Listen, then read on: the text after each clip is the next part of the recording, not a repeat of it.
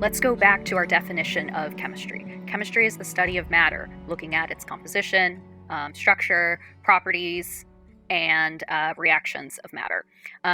We'll look at composition and structure in later chapters. So for now, let's look at properties of matter. How can we describe matter? One of the ways we can do that is through looking at their physical properties, describing a substance through physical properties. So the definition we have here for a physical property is a characteristic or characteristics that are observed, that we can see, or measure without changing the identity of the substance. So how can we describe a sample without actually changing the identity of the sample?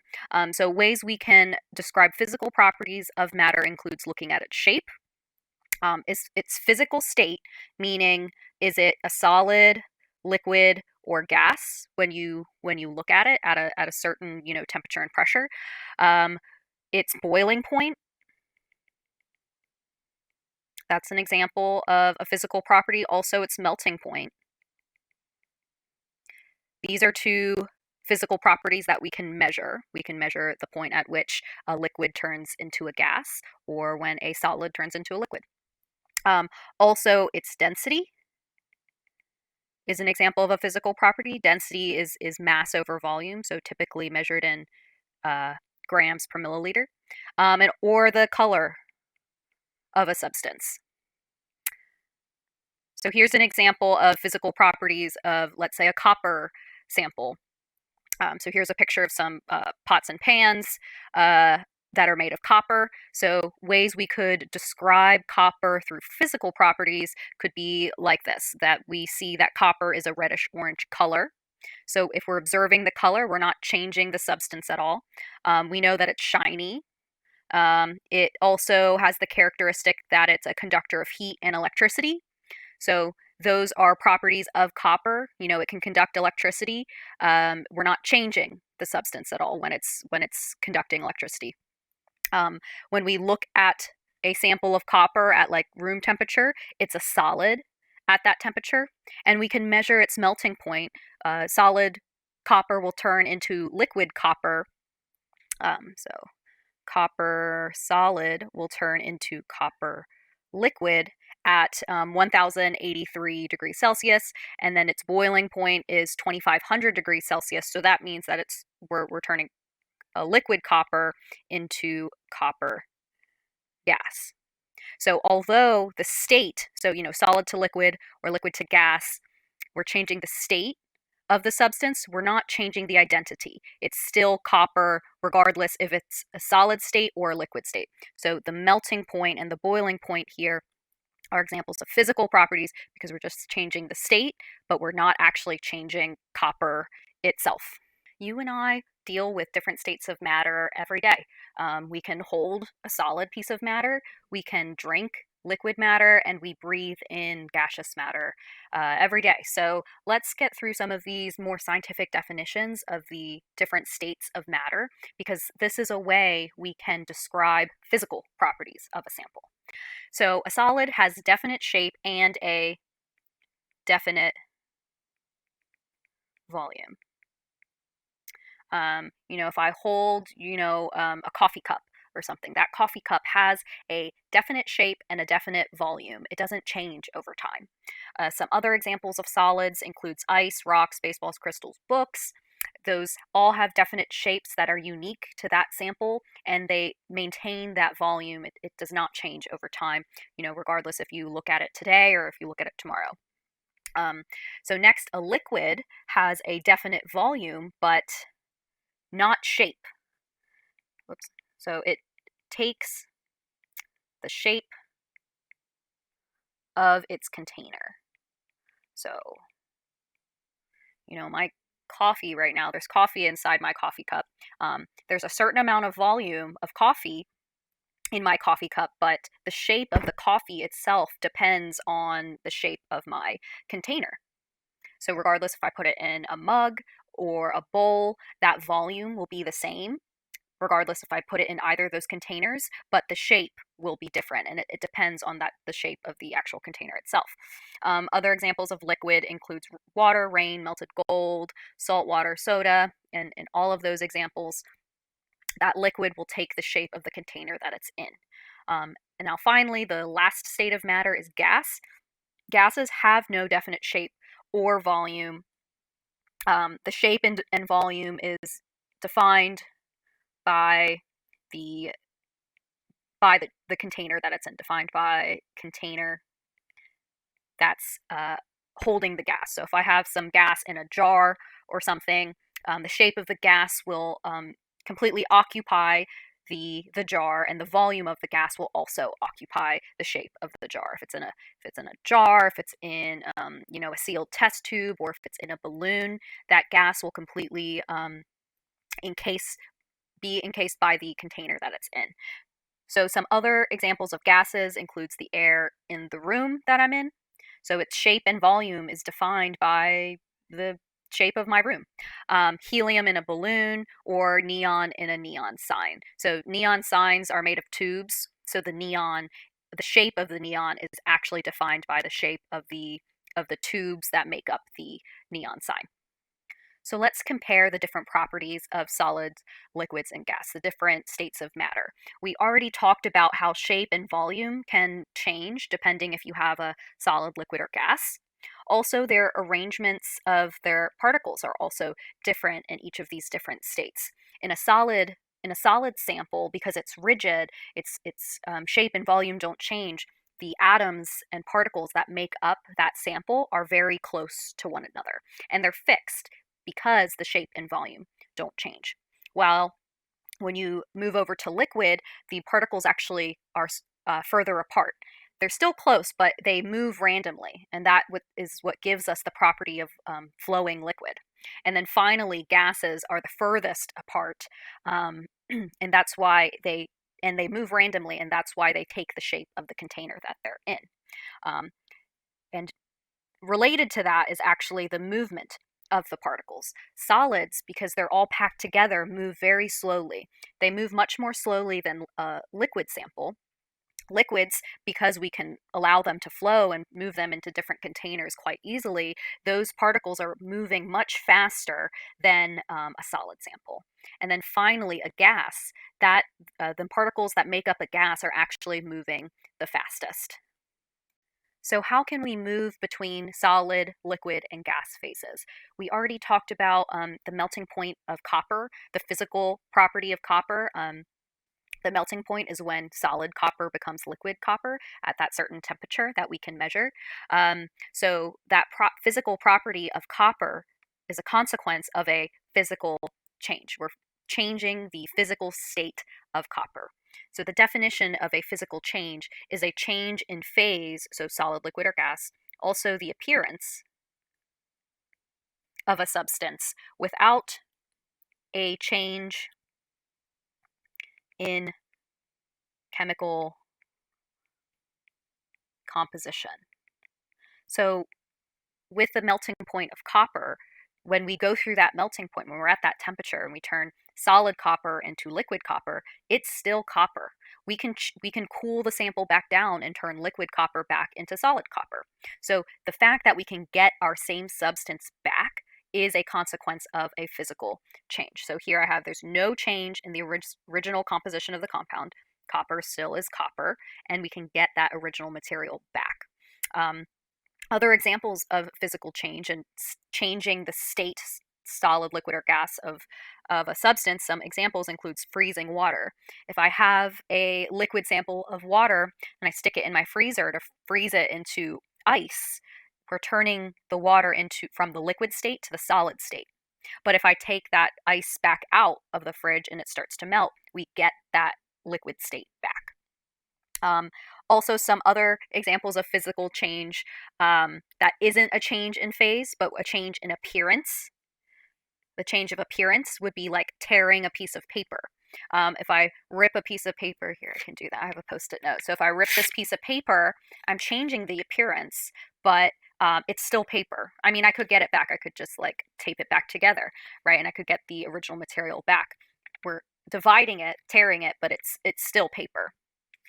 Some other examples is like hammering or working metal. So I can change, or if you take like a what's it called, a paper clip or something, you can unfurl a paper clip. It's still a paper clip. That material is still there, and I could, bend that paper clip back into its original form. That would be an example of a physical change. We're just changing the appearance, but not changing the substance itself. And some other examples, crumbling a leaf or pouring water into a glass from a different container. Those were just physically changing the appearance of a substance. We're not actually changing the identity of the substance. It's still water, regardless if it's in a bowl or if it's in a glass. All right. So with physical changes, we can change the appearance or we can change the phase. So some examples of changing the phase or state. So I'll just write phase right here. We always use water as an example because we do these, we change the phase of water every day. So we can take solid water or ice and melt it to form to get liquid water. But then we can also freeze that same water sample again and get ice, our solid state, back. Or we can take liquid water, boil it to form a gas state of water or steam. That's what we call it, or water vapor. Oftentimes we'll call it that. So this equation summarizes the different phase changes of water. We can have solid water or ice. We can melt it to get liquid water, or we can freeze it to get our solid sample, solid ice back. You and I know that the temperature of freezing water or melting water is 0 degrees Celsius. All right. And then we can take liquid water and boil it to get water vapor, and we know that that occurs at 100 degrees Celsius. Or you can take water vapor and condense it back, so turn a gas back into a liquid, and that will also occur if you bring it down below 100 degrees Celsius. All right, so let's make sure we're all paying attention with some learning checks. So identify the state of matter of each of the following. So keep in mind the definitions of states. Solids have a definite shape and volume. Liquids have a definite volume but not shape. It forms the shape of whatever container it's in.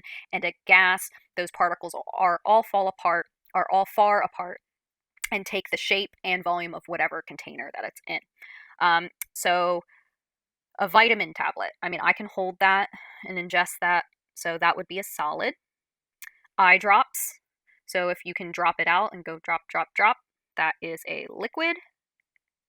Vegetable oil comes in a container and you can pour it out, so that's also a liquid. A candle. So a candle, you can hold a candle. It maintains its shape and volume as long as you don't burn it. But a candle is a example of a solid. The air inside your tire.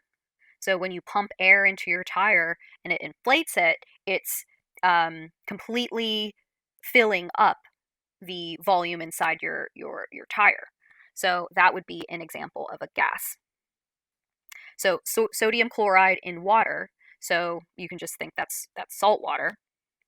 Salt water looks like regular water. It will, if I have a sample of salt water and you have that in a glass or something, that's going to fill the container that it's in. It has a volume, but it takes the shape of the cup that it's in. So this would be a liquid. And finally, steam, which is just gaseous water. So that would be a gas. Okay. The next learning check that I have here. So classify each of the following as either a change of state or a change of shape.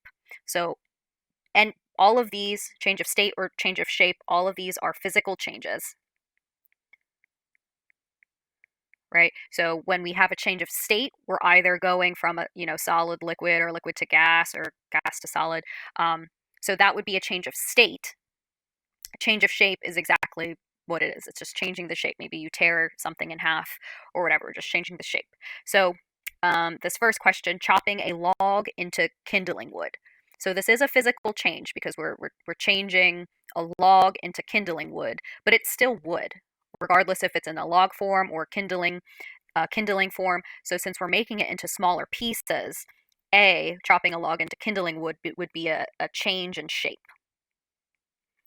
The little triangle sign that I have here means it just means change. So water boiling in a pot. Well, water boiling is you're turning a liquid into a gas.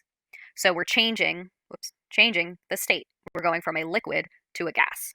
So this would be a change in state. Ice cream melting. Well, ice cream is typically in the solid form when you buy it from the grocery store, but I actually like my ice cream kind of melty and kind of liquidy. So that would also be a change in state because you're going from solid ice cream to liquid ice cream. Ice forming in your freezer. So ice forming would be taking liquid water and turning that into solid water. So again, we're using the change of state here. So this is change of state. And then lastly, cutting a cookie dough log into discs. So this would be, if you have a cookie dough log, it's still a cookie, right? Cookie dough. You're just changing the shape, making it into discs before you bake it in the oven. So this would be a change in shape. Because I think when you buy, those cookie dough logs from the store, it's a solid, and when you cut it into a disc, it's still a solid. So we're just changing the shape. We're not actually changing the state. But in all of these examples, we're undergoing some type of physical change. We're not changing the identity of the material at all, right? And in this first example, it's still wood, regardless if it's in a log or if it's kindling. Ice cream is still ice cream, regardless if it's solid or if it's liquid, it's still ice cream. Ice in your freezer, it's made of H2O, of water, regardless of if it's solid ice or if it's liquid water. And then, yeah, cookie dough it's still cookie dough, regardless if it's in a log or if it's in a disc. So moving on to other properties of matter that we can investigate. We can also look at the chemical properties of matter. And what a chemical property is it just describes the ability of a substance or piece of matter to either interact with other substances, or a chemical property can describe the ability of a substance to change into other or new substances. So chemical properties are really important to chemists because this directly relates to chemical equations that we will look at later in this semester. This reaction right here is showcasing the chemical property of ethanol reacting with oxygen in a fiery explosion to give us carbon dioxide and water. So this example, we have ethanol interacting with oxygen. And then we see that this combination of chemicals gives us new substances. So this is a chemical property of ethanol that ethanol can react or interact with oxygen to give rise to new substances, carbon dioxide and water. And so what you're seeing actually in that reaction scheme that I showed you is a chemical change. So a chemical change is a process by which new substances are formed, so water and CO2 in that last example, and then those new substances have a different composition and or structure than the original matter. In this example, we're undergoing a chemical change, changing this ethanol chemical formula to new substances, CO2 and H2O, water. These two substances are completely different than our original ethanol. So that would make it a chemical change because we're chemically changing the bonds that hold together the molecule itself. So with chemical changes, this is where it's different than physical changes. When you chemically change something, you change the composition of the original compound. So that's like what I said, that we are chemically changing the composition of ethanol into different substances, CO2 and water. So we're changing the composition and you don't get the original material back. That we've changed now the bonds holding together these molecules and we can't get it back. So that's what makes it different than a physical change. All right, and then, yep, now we have new chemicals or compounds with different properties. Water and CO2 are very different than ethanol. So I have an example of a chemical change in a video right here.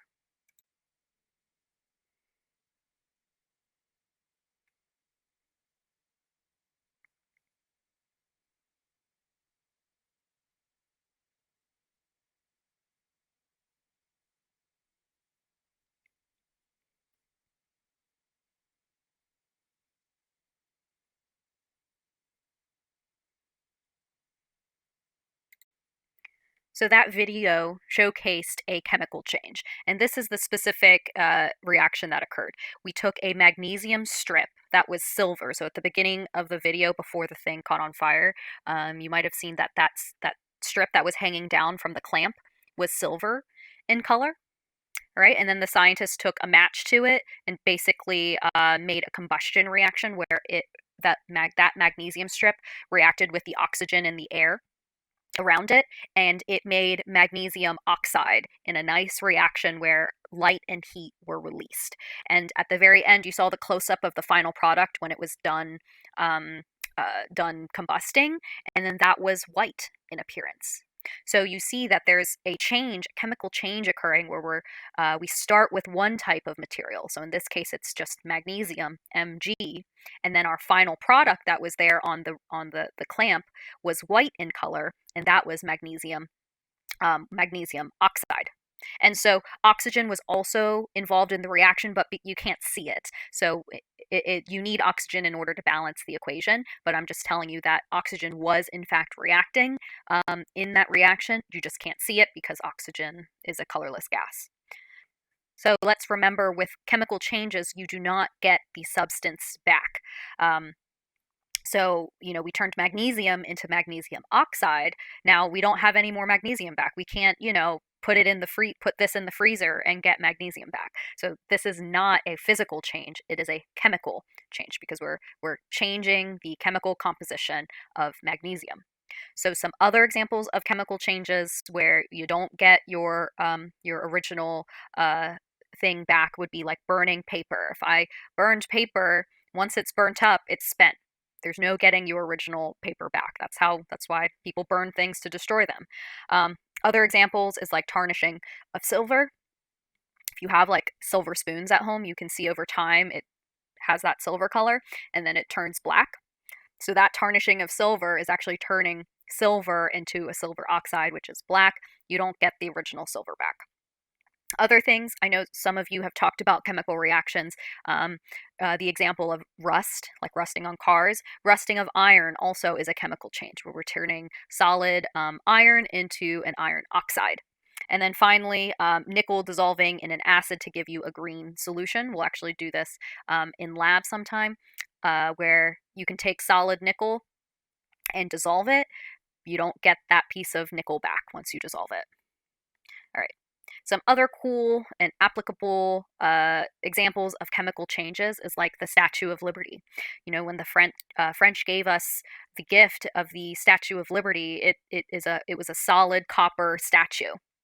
All right, and you and I, we know that copper, back in that slide back there, that copper has a bronzy orange color to it. And so when we received that gift, that was the original color of the Statue of Liberty. But over time, over 100 years has passed, and now you and I know the Statue of Liberty as being this green color, and that's actually a consequence of the copper undergoing some chemical reactions, some chemical changes over time with the chemicals in the water and the air that surrounds the island that the Statue of Liberty is on, and it's turned this green color. It's essentially like it's just tarnishing over time, and so that's why we have the iconic green color of the Statue of Liberty, because copper is undergoing some chemical changes over time. So another example of a chemical change that I know a lot of you have kind of touched on this topic already is the rust on cars. So here's a photo of the stereotypical places where you usually see rust start to accumulate on your car. Like we said before, rust is just the reaction, the chemical change of iron in the body of your car reacting with the oxygen in the atmosphere to give iron oxide, which is rust. So my dad gives me the advice of always doing a car wash at the end of the winter, especially here in Ohio, because they put salt on the roads in the wintertime. And the salt actually speeds up the reaction of iron turning into rust, that chemical change. So salt speeds up that reaction. So at the end of the winter, when they're done putting salt on the roads, he always gave me the advice, pay a little extra for a car wash where they wash the underbody of your car to get all that salt off, and then you won't have rust on your car. So there's a tip for you. Okay, so let's make sure folks are listening with some learning checks. Let's differentiate physical properties versus chemical properties. So remember, physical properties are properties that we can see, observe, measure without actually changing the substance, while in a chemical property, you do change the substance. So let's see. So ice melts in the sun. So when ice melts, it's just turning from a solid to a liquid, right? So in my thought is that this would be a physical change because we're just turning a ice into solid to a liquid. It's still water in both of those cases, and you could just take that water, put it back in the freezer, and get that ice back. So that would be a physical property. We are not chemically changing ice. Copper is a shiny metal. So that also is a physical property because we just look at it, see that it's shiny, it's still copper. Paper burns. So paper, when it's burning, once it's burnt, it's spent, you don't get it back. All right, so that is a chemical property of paper because it burns and it changes into something else. An avocado can turn brown. So with an avocado, if you've ever eaten one or worked with them, that if you cut it open and you just leave it out for a while, that nice green flesh will turn brown over time. So I don't know about you, but once it turns brown, it's ruined, and well, it's not ruined. I still eat it, but you can't get that nice green flesh back once it turns brown. So that would be a chemical property because you can't get that green nice flesh back. So a magnet removes iron particles from a mixture. So here, a substance, iron being magnetic, would be a physical property. Because if we removed iron from a mixture with a magnet, you can easily just put that iron back into the mixture and mix it up again. So you're not actually changing the iron substance. That magnetism, iron being magnetic, is a physical property of iron. When you grab iron with a magnet, you're not changing it. It's still iron whether it's on a magnet or not. So that would be a physical property. And then finally, a silver spoon can tarnish or turn black over time. This would be a chemical property. So like I said before, silver reacting with the oxygen in the air, becoming silver oxide, is a chemical property because once it turns black, you can't get it back without rubbing all that tarnish off to bring back the silver color. So once that top layer of silver turns black, you essentially have to rub it off in order to get your spoon that nice silver color back. But this is a chemical property of silver, it tarnishing. All right, so with the next learning check, we're going to try to differentiate physical changes from chemical changes. And this question is very closely related to the previous questions. Think about, is the state of the matter changing, but the composition's not changing? Or are you undergoing a chemical change where the substance changes into something else and you can't get it back? So you're using the same thought process as the previous question. So the first one, burning of a candle. When I burn a candle and the wick starts to go down and then the candle's spent, you don't get the original candle back. So this would be an example of a chemical change. Ice melting on the street. Ice melting is just solid water becoming liquid water. So this would be a physical change. Toasting a marshmallow. So before you toast a marshmallow, you have a nice white marshmallow, and then you toast it on your campfire, and it has that nice black or brown jacket on the outside. You can't get the original nice white marshmallow back again. So this would be an example of a chemical change. You're chemically changing the outside of the marshmallow to make it tastier, right? So cutting a pizza. So cutting a pizza is just subdividing a pizza. Whether you have a full whole pizza or cut up slices, it's still pizza. So this would be a physical change. And then iron rusting on an old car. We already said that iron rusting is a chemical change. We're turning iron into iron oxide. So let's work through the last topic of this lecture handout, energy. Energy is very important to chemists because energy can take on a lot of different forms in a reaction. You saw it firsthand in that magnesium ribbon burning demonstration. The scientist, in order to get the reaction going, he had to use a match to get that reaction to go. So he essentially put a little bit of energy to get the reaction to go forward. The light that you saw being emitted is also a form of energy. So I have a different example here again. Well, this is the ethanol burning reaction again. So what in this example are examples of energy? Well, like if you think about your car and putting gasoline into your car, gasoline is the substance, the fuel that makes your engine run. But in order for your engine to turn over when you start it, what do you need? You need a operating spark plug. You need essentially a tiny bit of energy to get the combustion reaction in your engine to start going. So that's essentially what this triangle means, that you need to put a little bit of energy into the system to start a combustion reaction, to get it to go. So this little triangle is just a little bit of energy to put into the system. That is an example of energy. Another example of energy in this reaction is also the heat that is produced from burning ethanol. In your car, over time, your engine gets very hot, right? Hopefully not too hot, but that heat is also a example of energy. So let's define energy. Energy is just quite simply is the ability to do work, right? We put gasoline in our cars. Gasoline contains energy that we can utilize to do work and get us from point A to point B. Energy is what makes things happen. And energy, it can be stored in chemical compounds. That's where it's important for chemists. Energy is stored in chemical compounds. So that's why we put gasoline in our cars. Gasoline contains a lot of stored energy in the compounds that constitutes gasoline, and that converting that into energy is what makes our cars run. All right, so there are different forms of energy that we need to talk about. So if you're taking a physics class, you might have seen these things before, but in this first example of energy, potential energy is very important because this is what constitutes compounds. Chemical bonds are examples of potential energy. So this is where it's kind of different than physics. So my definition for potential energy is energy stored for use at a later time.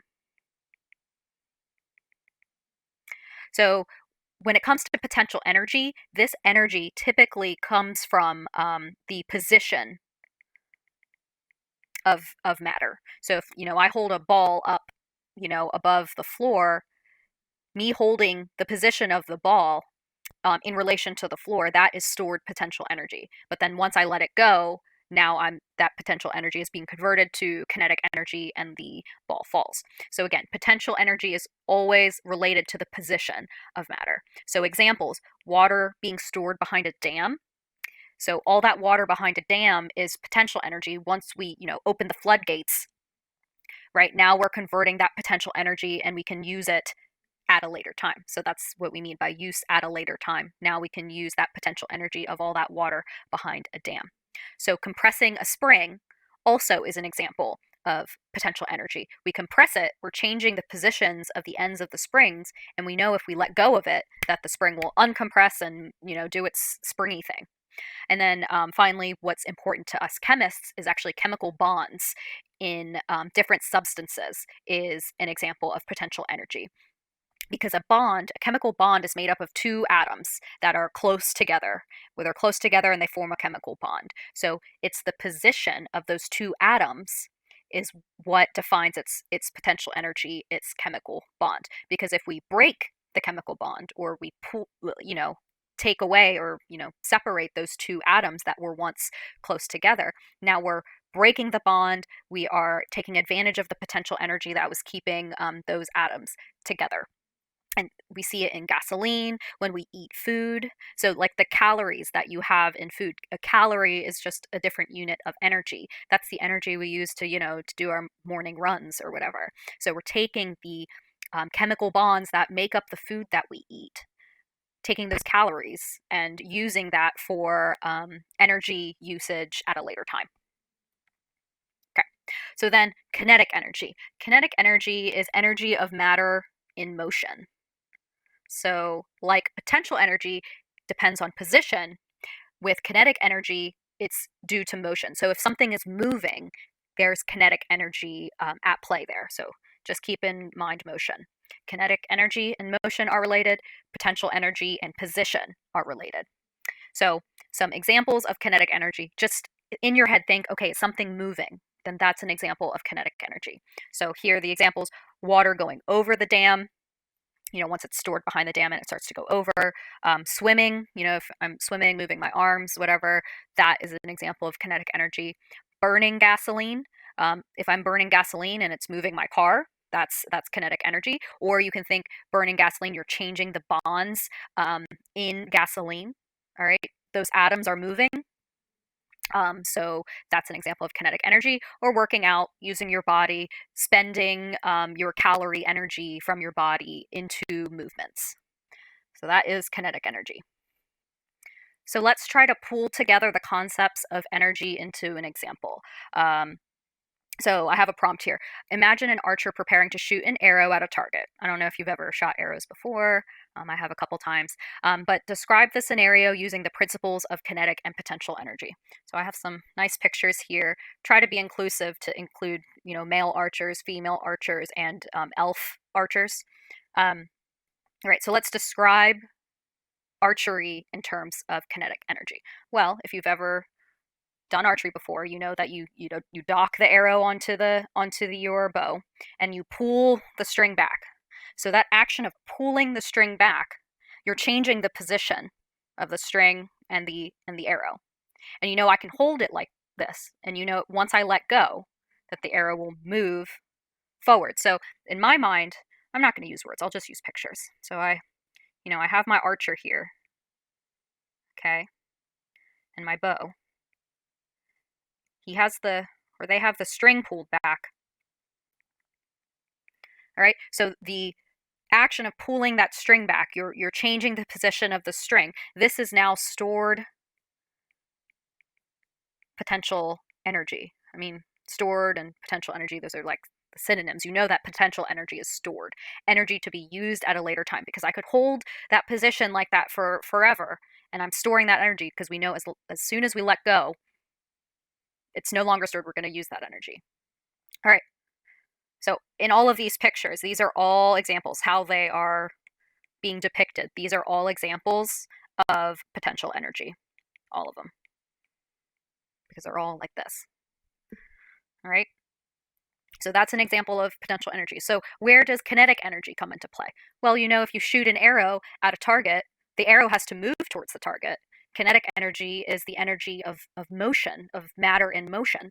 So when that arrow is moving through, so once you let go of the string will, go back to its original position, and now the arrow is moving towards our target. So this arrow is in motion. So this arrow moving is an example of kinetic energy. So then how are these two scenes related to each other? Well, when we pull the string back and we're storing that potential energy, once we let go, we're converting all of the potential energy to kinetic energy of the arrow in motion. So essentially, we're converting potential energy to kinetic energy. The further you pull back on that string, the more potential energy is going to go towards the arrow in motion. So I don't know if you've ever shot arrows before, but they always say never dry fire a bow. So what that means is never pull back the string with no arrow attached to it and let it go. The reason for this is because of this conversion. We're converting our potential energy to kinetic energy. So when you let go of the string, all the kinetic energy goes to the arrow. But if there's no arrow there and you just let go of the string with no arrow, where does the kinetic energy go? It actually goes to the bow itself. And so if you dry fire a bow, your bow, then all that kinetic energy is going to go to the bow, and you can cause a lot of damage. So that's why they say never dry fire a bow. And it all has to do with the principles of potential energy being converted into kinetic energy to have that arrow go to where you need it to go.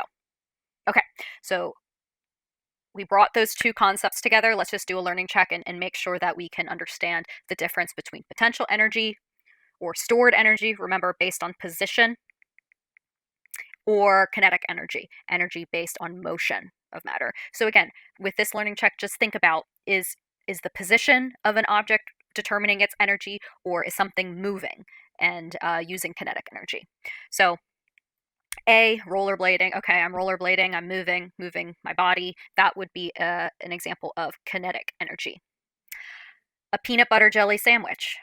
So a peanut butter jelly sandwich doesn't move on its own, right? But I know if I eat a peanut butter and jelly sandwich that contains calories, and that comes from the arrangement of atoms and molecules within that sandwich. So this is an example of potential energy. So food is potential energy. The calories on your ingredients list, or your nutritional lists, that is an example of potential energy.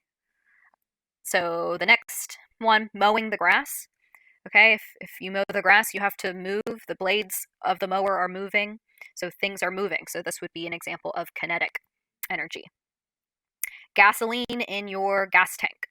So if my car is parked, there's gas in the tank. It's not moving, but it has the ability to move. That gasoline is being stored in my gas tank for me to use at a later time. So this would be an example of potential energy. A stretched out rubber band. So a rubber band being stretched out, it doesn't move unless I let it go, right? So that is an example of stored potential energy to be used once I let it go. And then finally, a meatball rolling across the floor. All right, it's rolling. The meatball is rolling and it's moving. So that would be an example of kinetic energy. All right, so that wraps up this second lecture. Stay tuned for lecture number 3.